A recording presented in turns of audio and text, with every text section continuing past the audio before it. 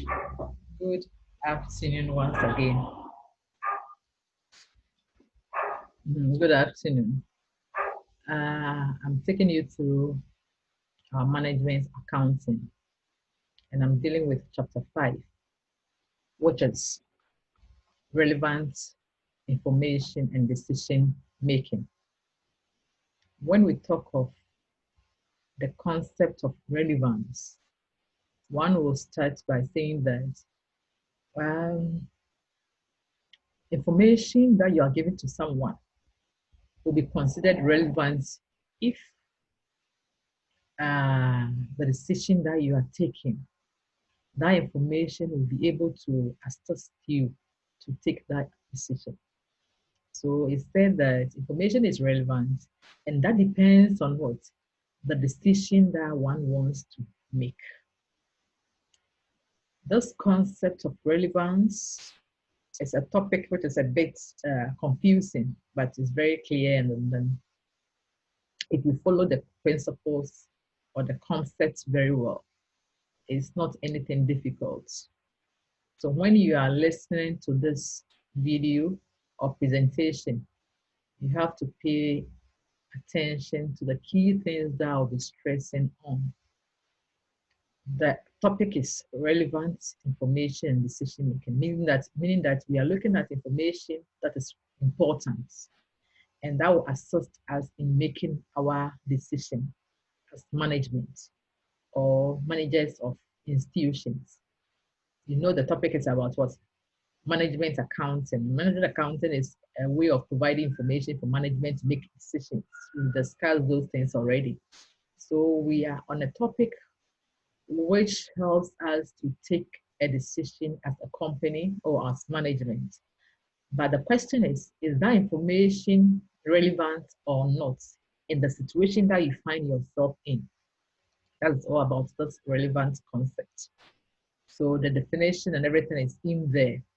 And one will continue by saying that accountants also play a very important role when it comes to decision-making process, because they will gather the information, they gather information on what cost and then revenue, because those analysis that we are making or the decision that we are making is basically on what? Our cost and then revenue, and at the end of the day, whichever outcome that will be, will relate it to our aim or objective, and then we'll see if it's important for the organization or not. So accountants will gather information or collect data, try to report the data to management, and then they will all analyze it and then come out with what relevant information out of the information that will be provided by the accountants. So accountants are very important when it comes to these things. But the final decision rests with what? The executives or management. That is the whole idea. So under relevant information, one will say that information is relevant when it gives you the option to decide between alternatives. Let's say you have option 1, option 2, option 3. The kind of information that you get will enable you to know whether if you're going in for option 1 is good for whatever that you want to achieve or not. So if you can get information that will lead you to take the right decision or to make the right choice or to choose between 2 or more alternatives, then that information is said to be what? Relevant. And the bottom line is that we are doing all these things to ensure that we'll maximize the worth of what? The shareholders. Because if you are there as a leader or management of an organization, we expect you that you use the resources that we have in organization very well so that you can maximize the benefit that the owners or the shareholders of the organization will get. So the bottom line is that as management, try and discern between information that's available to you and then decide on the one that is relevant so that you can take good or best decisions. And at the end of the day, shareholders will see that They gave you 1 cedi, but now you've been able to generate another 1 cedi in addition to whatever that they gave to you. So you have increased their worth. So that's the bottom line. And we have some features about what? Relevant information. So information becomes relevant when they are future in nature. So we say they are future cost and then future revenue. Why do we say so? We say that information is relevant when it has that future, when it's future in nature. Because if something has happened already, then that thing is gone. You cannot change it. It cannot come back. And it's not important to you because you have no means to influence it. But if the thing is about to happen or it has not happened, then you can decide to see whether you allow it to happen or not. So that thing becomes what? Relevant, so far as the decision you want to take is concerned. So one would say that past, that the cost that you've incurred already, past cost is not what's relevant. It's not relevant because you're not able to change that cost or influence the cost. But future cost is relevant. And then future revenue is relevant because if you're going to get money in the future, it's important because that will enable you to know whether you should continue with your production mix or not, or you should continue with the item you are producing or not. So future revenue that you will generate is also important. And in this concept of relevant information decision making, future costs and future revenues are important. So these are some of the features of relevant costs and then revenues. Another feature is that we should see cash flows. There should be cash flows, but something like depreciation or notional expenditures are not important so far as relevant costs and revenues are concerned. Because with depreciation, we even consider depreciation by using our concepts and conventions. It's not something that really has happened. We are just using accounting assumptions to decide on the depreciation we have to charge. And therefore, actual cash is not flowing. Actual cash is not coming out.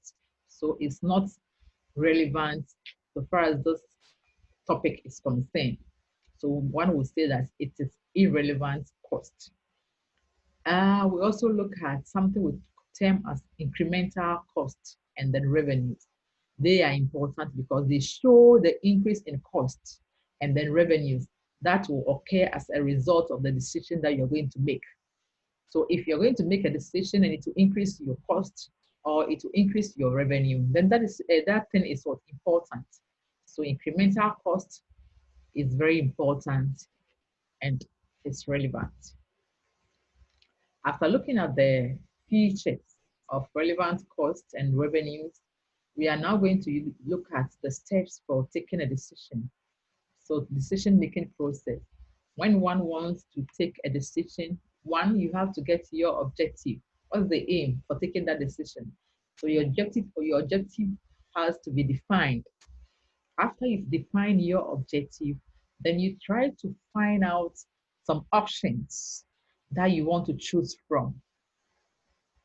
You have option A or alternative A, B, C, and so. So which alternative are you going to choose or which alternative action are you going to take? So you have to define those ones too. And then thirdly, you have to evaluate the options that you have. Evaluate the options that you have. And before you can do that evaluation, you should have collected information which is enough for you to be informed as to which option will be what, will be feasible or will be beneficial. And based on that, then you do what? You do select the most important option or the best option or the best course of what action. After that, then you evaluate your performance to see whether the decision that you have taken is good or not, whether it's helping you to achieve your objective or not. So these are some of the steps that you have to go through when you want to make a decision. We are now going to look at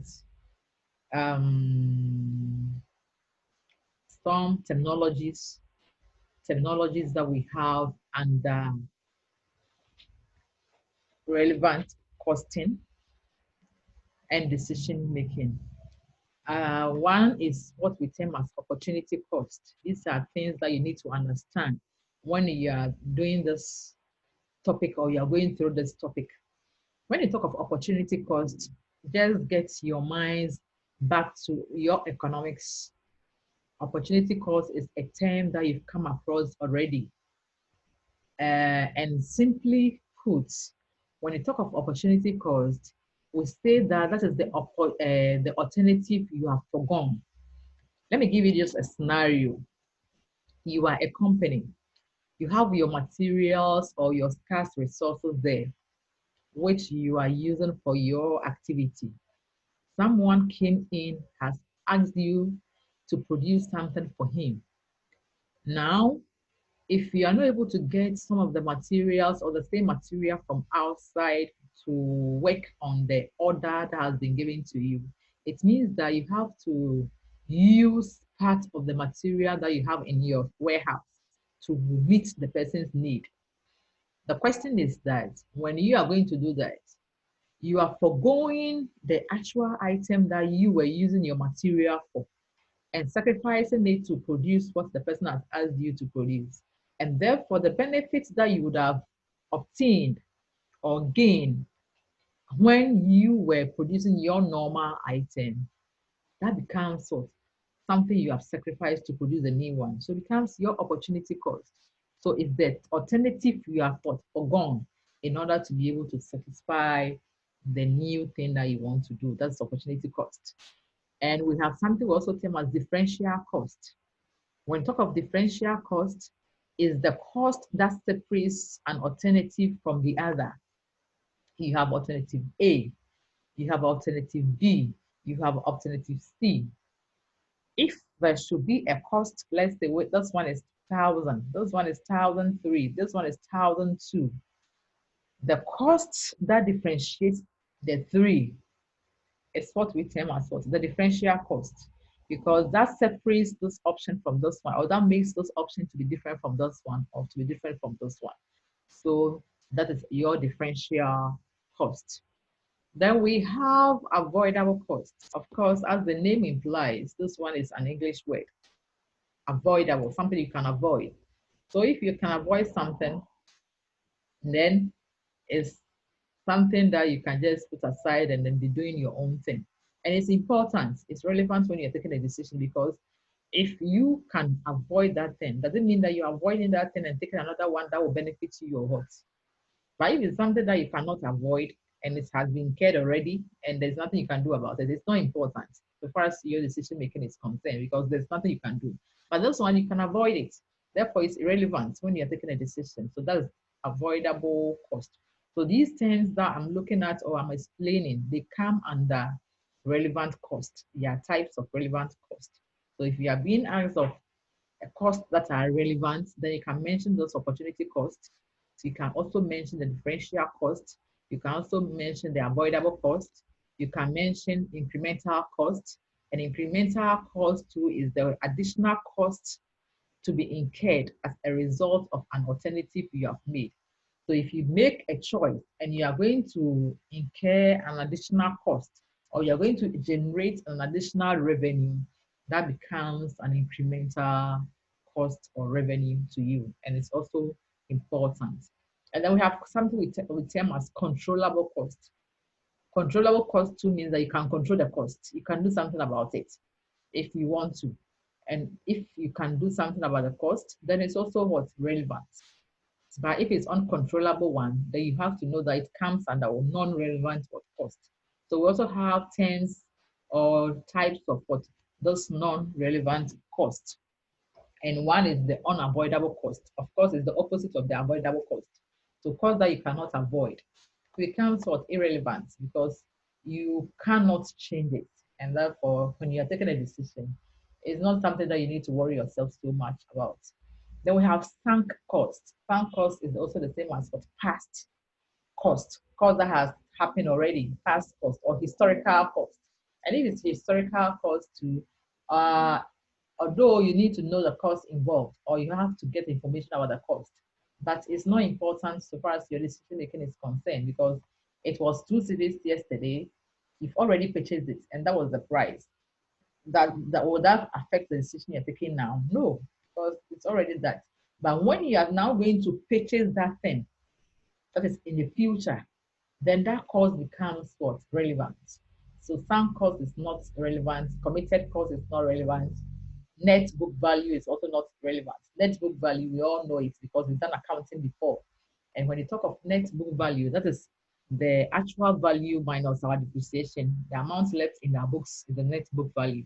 And it's not all that important because depreciation, as we said, is even not a notional cost. It's not something that shows actual cash flow. So it's also not important. So after looking at these terminologies, I'm now coming to take you through the various decisions that we'll take and the items that we'll take the decisions on. So we shall determine relevant costs for material. You know, when we are talking about management, we try to build costs on an item we are producing and take decision. So we are looking at a situation whereby we want to even produce an item. We need material, we need labor, we need other overhead expenditure that we incur in order to do our item. And then we may incur other non-current costs and so forth. Other costs may also come in. But now we are limiting ourselves to these four costs or material items or elements.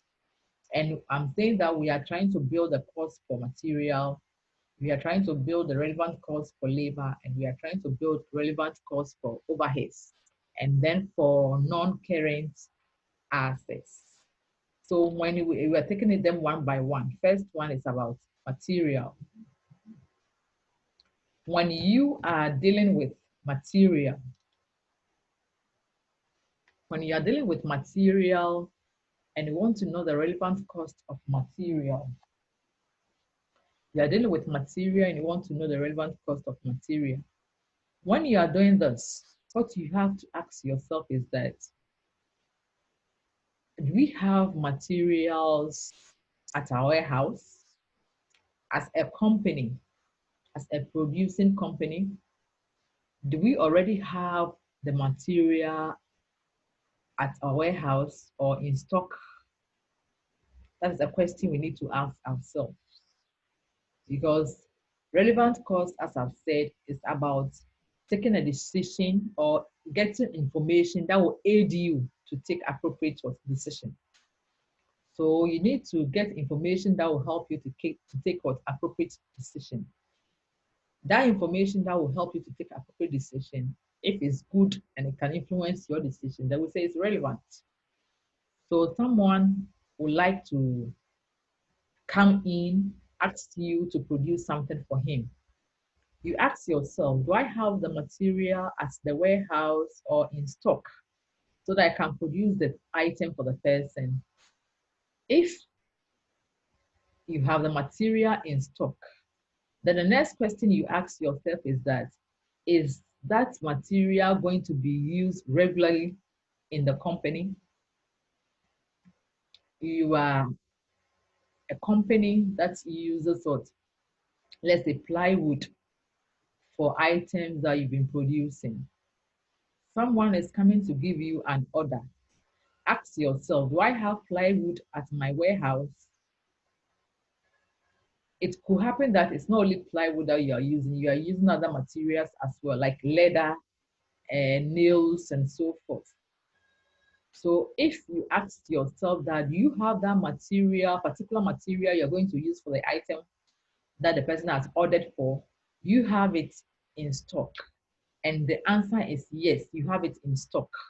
Then the next question you ask yourself is that, if I have it in stock, do I use the material regularly? If the material is being used regularly, then you know that anytime that you use material, you have to replace it. You have to purchase some and then keep it because you use them very often or you use them all the time. That's the regularly I'm talking about here. So if you know the material is being used very often, then you have to think of the cost of getting the material back. So the question is that, do I have the material in stock? Yes. Is it used regularly? Yes. If yes, then what is the replacement cost or market or purchase price of the material? That question is important, or the purchase price is important because you have been using the material very often.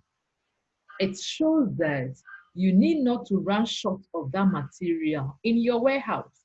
We've already discussed stock levels, or even if it's not your group that I've discussed the stock levels with, you've done cost and management one already, and stock levels are or is a course under that. So I know you've already gone through that.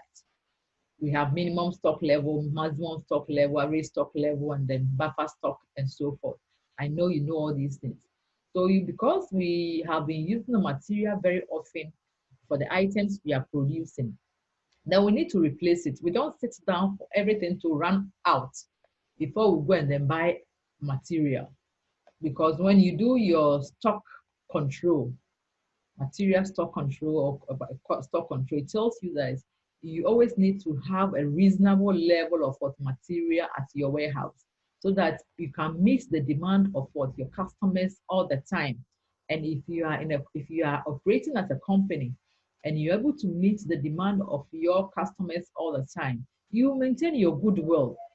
It will be very bad on your part that your customer will come ordering for an item and you tell the customer that I don't have the material to produce for you. That was very bad. So you have to make sure that you always have certain reasonable level of material at your warehouse. So back to this relevant decision and the information I'm talking about, or this topic.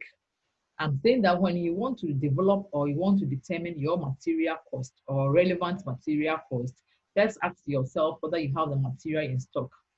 The material that one person wants you to use to produce the item, you have it in stock. If yes, you have it in stock, then you ask yourself that, then do I use it very often? If it's also yes, then ask yourself that what is the price on the market if I want to replace it? If you know the price on the market, then that will influence your decision, or that will help you to inform, and that will help you to take very good decision. So it will inform you on the decision that you have to make. So it's also important. If the material has no use, then it means that the material is at your warehouse. You're not going to use it for anything. It will be there. If it will be there, that will even cause the company to incur a lot of cost because security will come in here, maintenance, other things, pilfering, to avoid pilfering and those things. So if it has no use, then the relevant information that will come in here is that how much can I sell the material for in case I want to dispose it of? So if you can dispose the material of and get something out of it, which we term as what the realizable value. If you can get realizable value for the material, then it's important because it will help you to take a very good decision. So that becomes important. But if it has no sales value, it does not mean that it's what is not important, but rather one would say that it has no market value, or its market value is what? Zero. So these are things that you have to check when you want to deal with what? Material cost, which is relevant. So let's look at the first illustration on material cost or relevant material cost. I'm reading the question or the illustrative question, and then we'll answer it. I'll answer it for you. So I just want to take my time going through them step by step, and then the reason why that's the relevant cost, so that when you are reading, you also follow it and you understand it better. So illustration one, relevant material cost. Below are the material cost data for the production of a special product by Bonzi Company Limited. A, we have different information about material.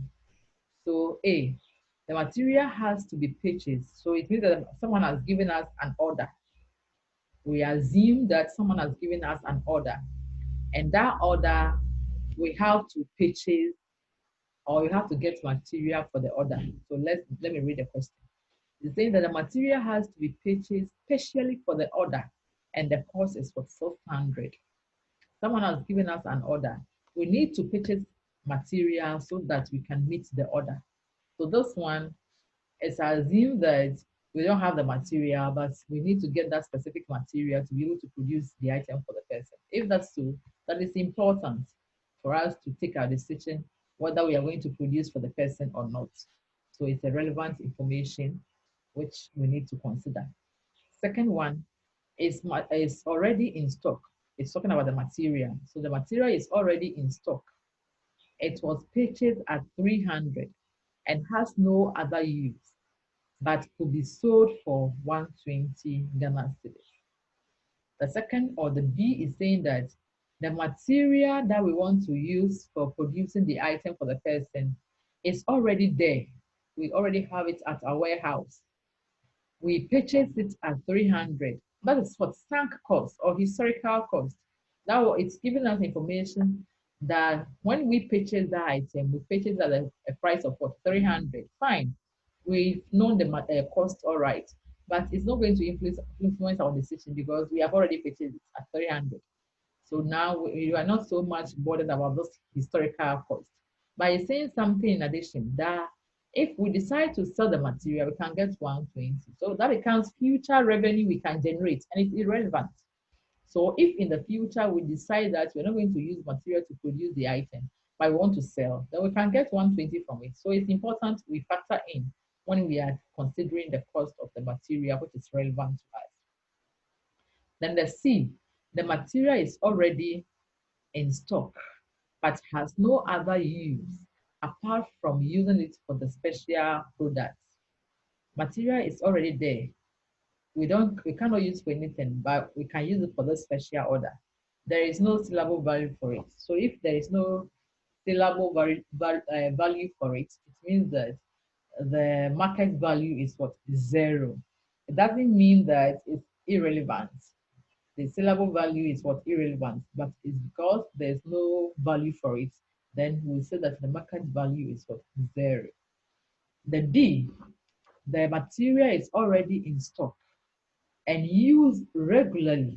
So the term regularly or often is something we need to have in mind when we are reading questions on these things, because that will give you a clue as to whether the thing is relevant or not. It said that the material is already in stock. We already have it at our warehouse. That's the meaning. But we have been using the material all the time in the company. So as soon as you hear that we have been using it regularly, then the question is, then I have to replace it when I use it for the order that has been given to me. You have to replace it. You have to get it back. So if you get it back, then at what price are you going to get the same material back? That becomes relevant information.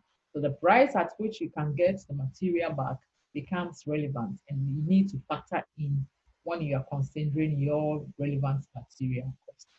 So the question is that it was purchased at 800. That material that we already have at our warehouse was purchased at 800. But because it has been, we have been using it very often in the company, if we decide to use it for the product, we have to replace it. And he has given us information on the replacement cost. He said the replacement cost is what? 1,000.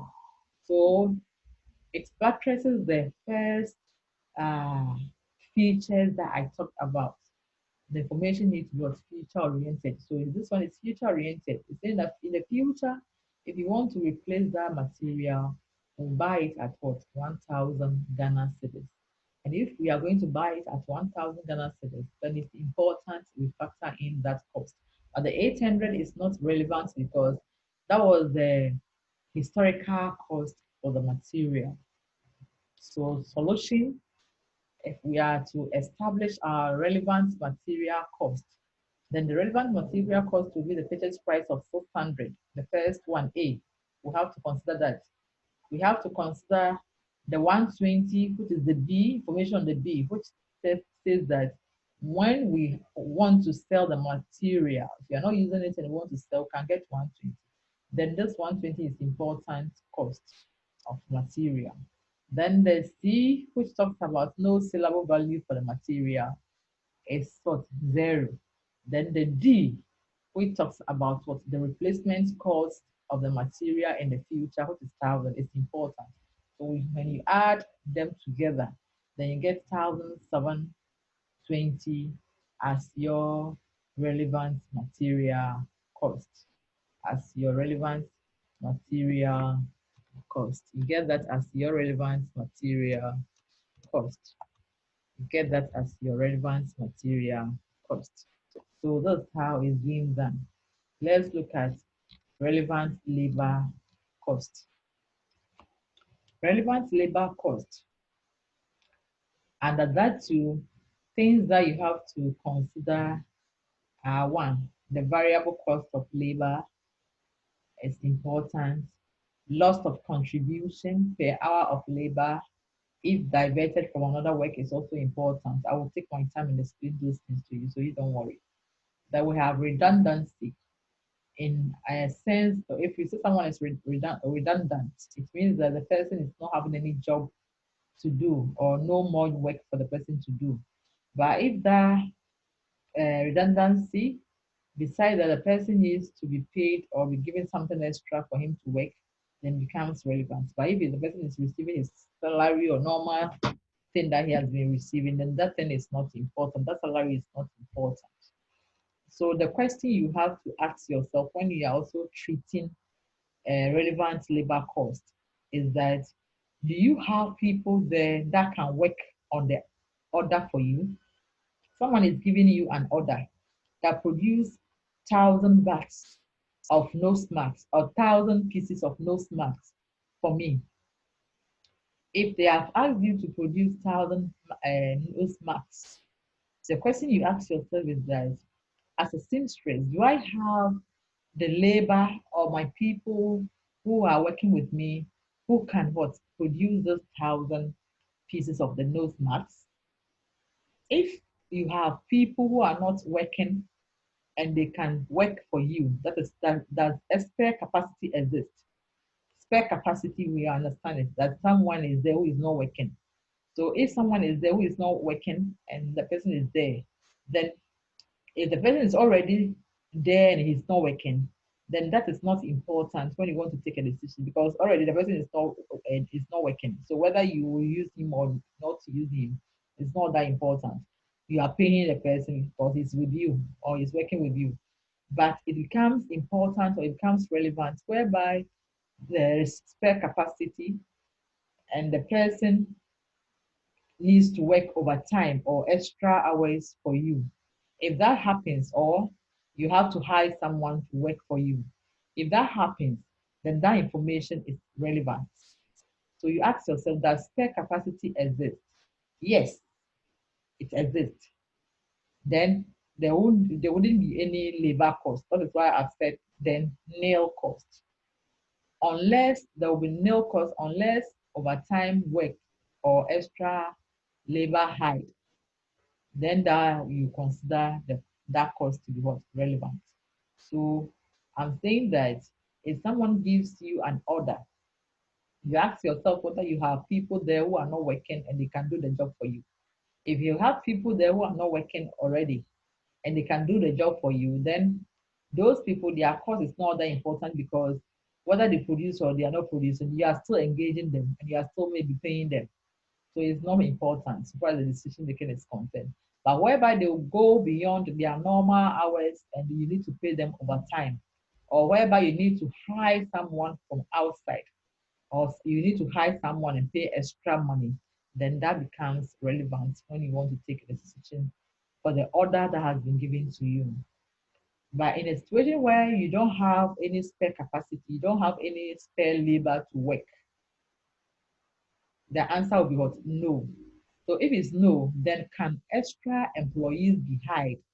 Now, someone has given you an order in this COVID period that produce the nose masks for them. You think your people are already engaged sewing dresses for other people and so forth. So you cannot get some of the workers to produce the nose masks.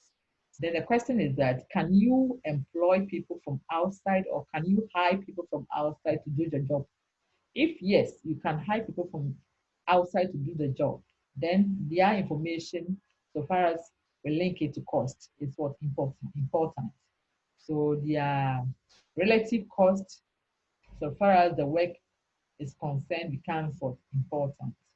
If no, you cannot hire people from outside to do the job, but you still need to let some of the workers who are working for you on your normal items to stop work and then be doing the nose mask. Then you have to ask yourself that, what am I foregoing? Now you have, let's say, 20 people working under you. You have given them work and they are all engaged, fully engaged working. They are sewing school uniforms, they are sewing dresses for people and so forth. Someone has come in, he wants you to produce 1,000 nose masks. You don't have anyone who is idle and is not working. All the workers are working. You cannot also get someone from outside to produce or sew the nose masks. If that is the situation, then it means that if you want to do the work for the person, you have to let some of your laborers top the school uniform they are sewing, and then use the time and their energy and their efforts to produce the nose masks for you. So if that is what is going to happen, then you ask yourself, what am I going to lose if they are going to stop producing the school uniform and coming to produce the nose masks? So what you will lose there, so that you can produce the nose mask for the person, that becomes the opportunity cost. And the contribution comes in here. So as soon as you hear of opportunity cost, then you think of contribution. Contribution, as we have said, it becomes what? The benefits you can get when the people are working in the school uniform. It's a contribution you can get. You can get benefit from that. But now they are going to stop producing the school uniform and come and put their efforts on the nose mask. If that is so, then the contribution you are losing for sacrificing the sewing of the school uniform for the nose mask becomes what? An opportunity cost, and that is relevant for your decision making. And then idle labor, if the person is idle and is not doing anything, that cost is what? Irrelevant. However, if he's idle, but because of the contract you need to pay him, then that becomes relevant. So you have to bear that in mind.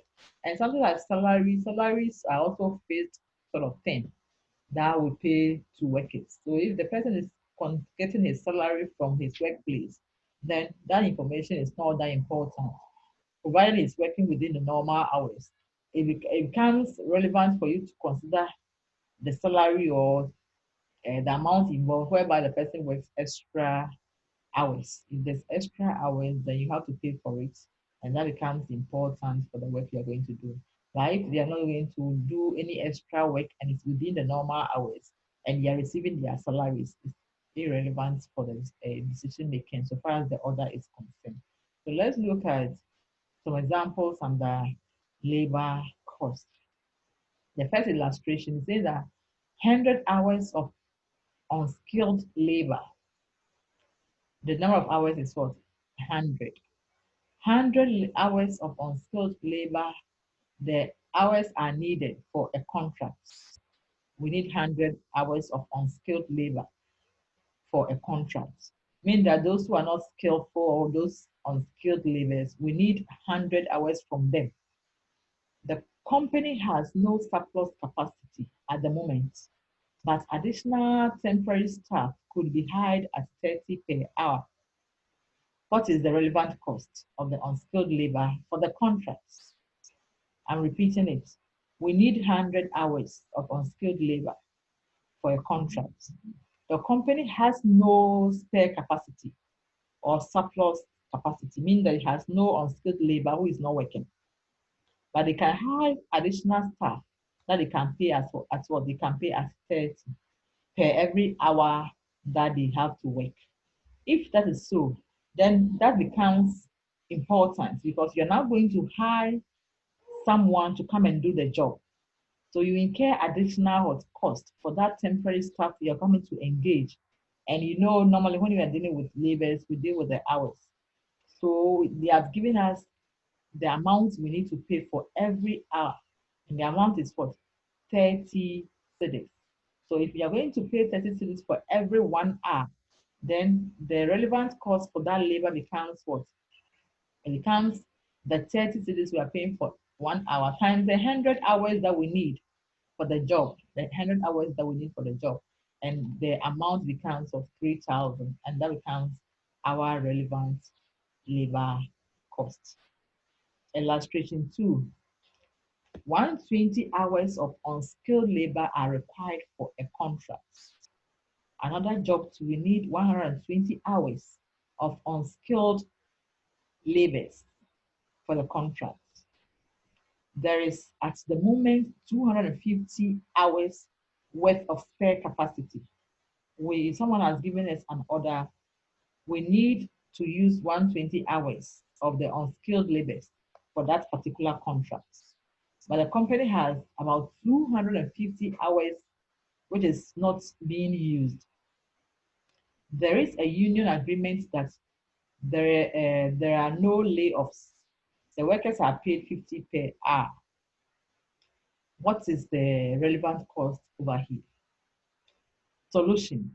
The relevant cost of labor is what? Is zero. That's because spare capacity exists, and that is needed for what? And that is needed for decision making. The whole idea is that the relevant cost is there because here we even have more capacity than we need for what? The job.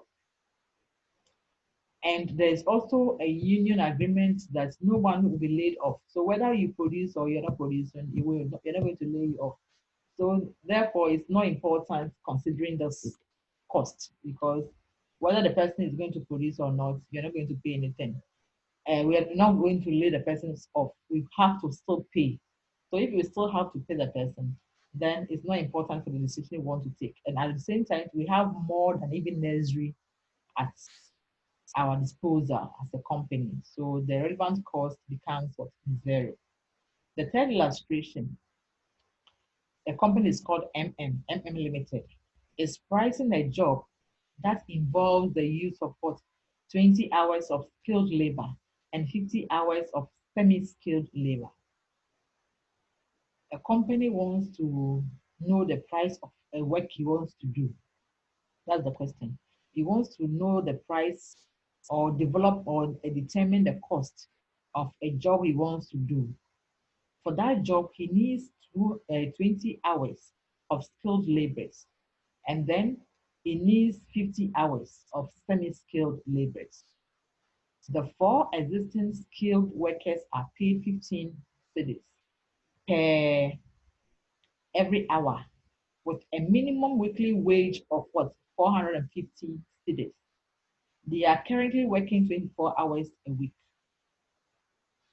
The semi-skilled workforce is currently fully utilized. The semi ones are also fully utilized. They are each paid 10 cedis per every hour, with overtime payable at time and a half. Additional workers may be hired for 12 per an hour. So what is the relevant cost here? If you look at this, we are saying that skilled, we have to pick the class of laborers one by one and talk about it. Now we are talking about the skilled workers. For the skilled workers, we need 20 hours for the work.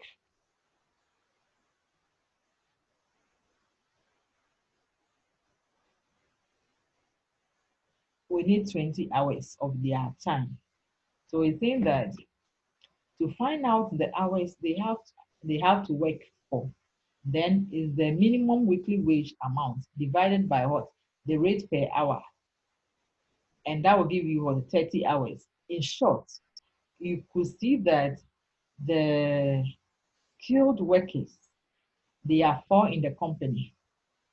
And these skilled workers who are 4 in the company, they are paid 15 per every hour. And if you consider the whole weekly wage, they get what, 450. So if you want to know the kind of hours they work before they can get this 450, then you divide the 15 cities that they get into the 450 cities. And then that will give you the number of hours they work within the week. So the number of hours, when you do it, it will give you what? 30 hours. So they work 30 hours within what? The week. Or that should give you 30 hours within the week. But currently they are working for what? 24 hours a week. So it means that they are not fully what? Working. Because if you look at the amount they are getting and then the wage they are getting for the week, they're supposed to work for 30 hours, but they are working for what? 24 hours a week. So it means that they are not fully using the hours that they are working, they are getting the money for. So from this, each worker has 6 hours as spare capacity. So as I've said, they are not utilizing the full hours. They still need to top up with what? 6 hours before they can work for 30 hours and then get the 15 cedis they are getting per every hour. So if that is so, then it means that they have spare hours of what, 6 hours, or they have spare, yes, spare hours of stuff as what, spare capacity, because they need to work for what? Because they are working for 24 hours a week. Also, they are paid already. So whether they do it or not, they will be paid. Hence, the relevant cost is what? Zero. And I believe you are following the analysis. These people are paid 15 cedis for every hour, and their weekly wage is 450. When you want to determine how many hours they have to work for, that will give you 30. But in actual sense, they are just using 24 hours for the week. So I'm saying that there will be 6 hours left, and that is spare capacity. And I told you that when a company has a spare capacity and is not going to hire anyone from outside and there is no overtime to, then your relevant cost is what? Is nil, because you already engage them, you already pay them, so they can do the job for you because they have that spare capacity. But because they didn't place the value on the spare capacity, that's why we are saying that the relevant cost is for zero. If there had been a value for the 6 hours, which is the spare capacity, they would have gotten a figure for it. Then we have the semi-skilled workers. Their normal pay is for 10 cedis and an overtime pay of time and a half of that pay. So it means that their normal pay, if they should consider the overtime together with the normal pay, is what? Half of that pay. And that half of the 10 will be 5 cedis. So overtime cost to be 10 times 1.5. So it means that 1.5 of that. And that will be what? 15 cedis per every hour. However, hiring one from outside is what? 12 cedis, which is cheaper than the 15. Therefore, the relevant cost is what? The 12 times the 50 hours. Because the work needs 50 hours of what? The semi-skilled workers. Now, if we look at what these people are collecting, they are collecting their normal pay together with what? Overtime pay of half of the normal pay they are collecting. So that's what they have been receiving from their company. They receive their normal pay of 10 cedis together with what? Overtime of what? 1/2 of their money. And when you say 1/2 of their money, it means that it's what? Half of the 10. And that will give you 15 cedis for every hour that they are working for the company. But if you decide to go outside and hire someone to do it for you, the person will charge you 12 cedis per every hour. So, of course, hiring someone is a relevant information. And if you compare the two, the one that is cheaper, you remember when we talk about differential cost, we said that the cost that will differentiate two alternatives is a differential cost, because here the cost will become what? 1,200. Unlike this situation whereby the cost will be 15 times the 50, which will be more than what? This 1,200. So the difference between that cost is the differential cost that I was explaining to you initially. So the relevant cost becomes the 12 hours time, 50 hours times the 12 cities. And that is what is relevant for the decision making. Uh, we are now going to look at another subtopic, which is what the relevant cost for non-current assets. When you pick the relevant cost for non-current assets, the idea is like that of the material. You ask yourself, what is the historical cost of the machine? If the information given to you is about the historical cost of the machine, that is irrelevant. I've already discussed that with you, because machine has been purchased. If a machine has been purchased already and is being used in the company, and someone is going to give you an order, you factor in the cost of the machine as something that you are going to depend on and take a decision. No, it's irrelevant. Depreciation too becomes irrelevant. But what will become important is if, because you want to produce that item, there's a need for you to hire machine to assist the production, then that cost becomes important and it's relevant.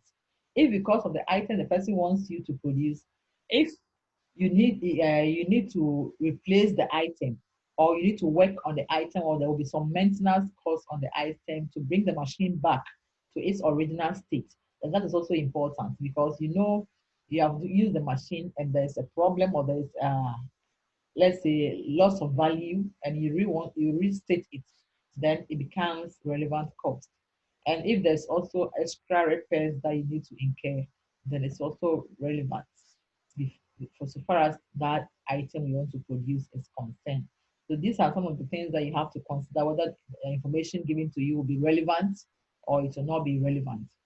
And it goes on to say that, moreover, if plant and machinery is to be replaced at the end of its useful life, then the current replacement cost becomes relevant. You have been given an order. If that machine you are going to use to produce the order, it has to be replaced as soon as you finish producing the item, then of course the replacement cost becomes what important, because you need to replace the machine. You can't produce the item and at the end of the day you don't have machine to produce again. If that machine that you are using needs to be replaced, then that cost becomes what relevant. Then if plant and machinery is not to be replaced, then the relevant cost is the higher of the sale proceeds if sold, and the net cash inflows arising from the use of the asset if not sold. This point too is telling us that if we are using the plants and the machinery to produce the item, and we are not to replace it, but we have to, then you're not to replace it, then fine. If you are not to replace it, then it's not important. But what becomes important here is we need to consider the cost or the benefits that we may get if we decide not to produce the item and then maybe sell the machine off. If we decide to sell the machine off and we are going to get some money out of it, then that money that we are going to get out of it is very important. It's very important. So then the relevant cost is the higher of the sale proceeds and the net cash inflows arising from the use of what the asset. So if we are going to sell the machine and machine is going to give us higher amounts, and we also decide not to sell the machine, but we are going to use for something else, and the inflows, like the benefits that will come is also higher, then we'll compare the two.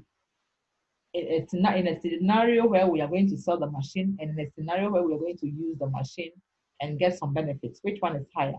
The one that is higher will be the relevant cost, and the difference is what we are going to consider to take a decision. So that becomes the relevant cost as far as the machine is concerned. So let's look at this illustration, illustration 1. A machine which cost 15,000 3 years ago has a written down value of 9,000. We all understand the written down value. We bought the machine for 15,000 3 years ago. Now we have depreciated it. So the value on the machine as at now is 9,000. And the depreciation to be charged this year is what, 1,500. It has no alternative use. But it could be used now for 4,000. In 1 year's time, it will be unsaleable.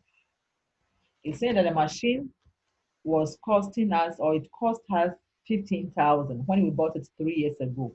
It's 3 years ago that we purchased that machine. So it's irrelevant cost. We don't need that information for the decision we want to take now. We have already purchased the machine. Whether we are producing or not, we have purchased the machine, so it's irrelevant. And then we have depreciated it and it's now 9,000. But currently we want to charge depreciation of 1,005.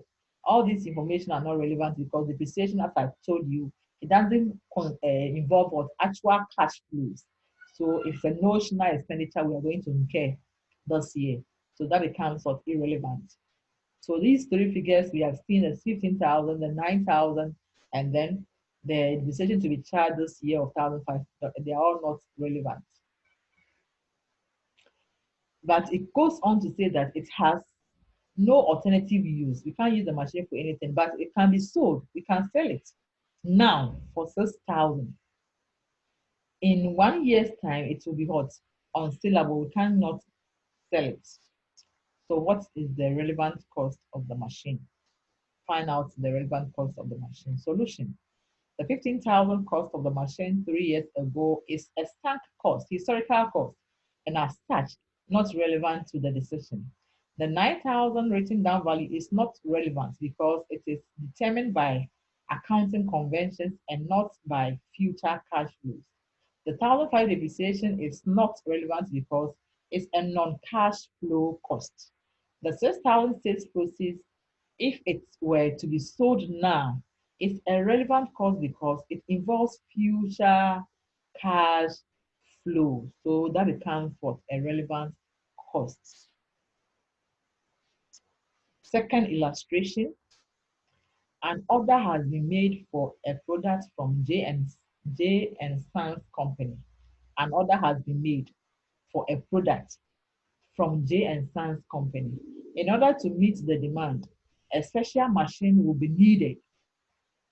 This machine was bought 4 years ago at 3,500 and has been depreciated on a straight line basis at the rate of 15%. For effective use of the machine, repairs has to be undertaken on the machine at the cost of 400. The machine can be sold now for 1,800 or after the production of the product for 1,000. Find out the relevant cost of the machine. Solution. The relevant costs are one, the reduction in sales value, because it's saying that if we decide to sell the machine now, we can get 1,800. But if we decide to meet the order the customer has given to us, and after the order we decide to sell, we can get just 1,000. So we have difference of what 800, and that becomes the bone of contention. That is what is going to decide whether you do the order and after the order you sell the machine, or you decide not to do the order and sell the machine now. So that becomes relevant cost. So when it comes like that, you compare the two and then you take the difference, and the difference is what is important for the decision you are taking.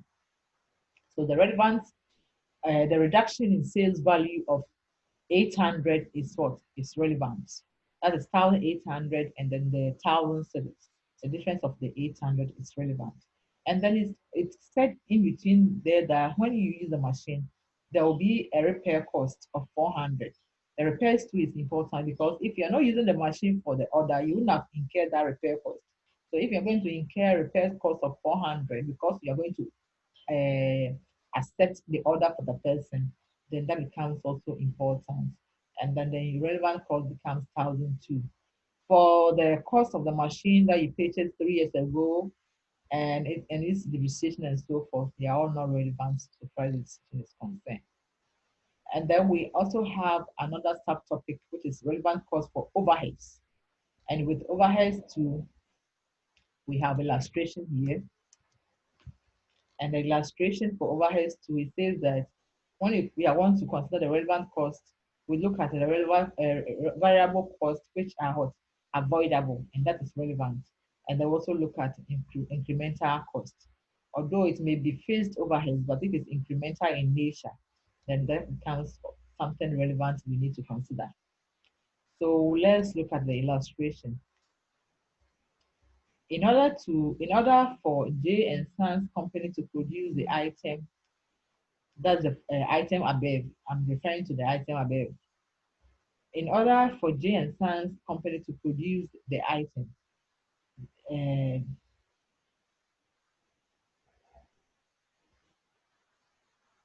Sorry, I'm coming.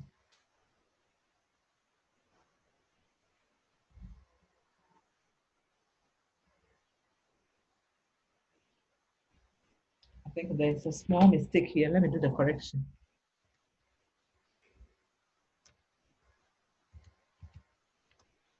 Let me see if it let me see if it makes sense now. In order for J and Sons company to produce the item, it has to absorb overheads at the rate of 8 cedis. Okay, variable out of so this 8 cedis is talking about variable cost is 5 and the fixed is 3 per skilled labor hours of 200. The number of hours is for 200 for skilled labor that they will engage for the work. And usually when you are paying your laborers for such orders, you use the hours that they will spend on the job to pay them. And you look out for the rates you're going to pay for every hour that you are going to use on the job. You multiply by that and you know how much it will cost you. So that's the information they are giving to us, that we have some other overhead costs. Overhead costs, we know it's like they are indirect cost. It can be in the form of material, labor, and then what expenses, as we have learned already as overheads. So under relevant overheads cost to, that's the illustration that I'm giving to you. And I'm saying that in order to produce the item above, we have to absorb overheads at the rate of what 8 cedis. And the variable out of that is 5, and the fixed overhead is what 3. So it's giving you a clue that when you pick the rate of 8 cedis the company has been paying, the variable aspect is 5 and the fixed one is for 3, making the 8 cedis per skilled labor hours of 200. That's what we need for the job. Moreover, the company will have to incur additional fixed overheads of what 900. We are to determine the relevant overhead expenditure to be incurred for the product. Solution: variable overheads. It will be 5 cedis times the 200 hours. And that will give us what? Those 1,000 cedis. It will give us the 1,000 cedis. And then it said that we need to what? Get additional overheads if you want to produce the item. We incur additional overheads of what 900. As soon as you hear of additional overheads or special overheads because of the job we want to produce, then you have to know that it's irrelevant for the decision we are going to take.